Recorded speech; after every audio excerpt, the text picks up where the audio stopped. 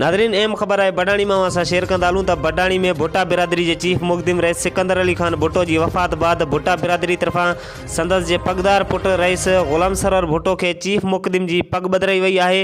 पग के पहिरियों वार पंहिंजे भुट्टा बिरादरी के माण्हुनि rice Akhtar Ali Bhutto, rice अताला Khan Bhutto, rice Mohammad Yakub Khan Bhutto, doctor Mohammad मूसा भुट्टो, डॉक्टर मोहम्मद बख्श भुट्टो, अल्लाह बचायो भुट्टो, इंस्पेक्टर शबीर अहमद भुट्टो, मोहम्मद उस्मान भुट्टो, मोहम्मद रमज़ान भुट्टो, हाजी आगो खान भुट्टो, रहीमदिल भुट्टो, कुर्बान भुट्टो ऐं ॿियनि पिण वरना जॾहिं त पग रस्म में भुट्टा बिरादरी के मोतबरन समेत इलाइक़े के मोजिदिन पिण शिरकत करे चीफ मुक़दिम की पग के वर ॾिना। उन मौके ते चीफ मुक़दिम रईस ग़ुलाम सरवर भुट्टो जो चवणु हो त आऊं वालिद जे विछोड़े जो ख़ाल कदें भी नथो भरे सघां, पर पोइ भी कोशिश कंदुसि त पंहिंजे बिरादरी के जायज़ मसलन के तरजीह बुनियादुनि ते हल करियां। पग जो बार तमाम गहरो होंदो है जैसे खणण लाइ वॾी दिल की ज़रूरत होंदी है। हुन चयो त मां निहायत शुक्रगुज़ार आहियां पंहिंजे मोजिज़न रईस भुट्टा ख़ानदान जो ऐं भुट्टा बिरादरी जे सभिनी मोजिज़न जो जन अॼु कीमती टाइम कढी पग रस्म में शिरकत करे मूंखे मान बख्शियो।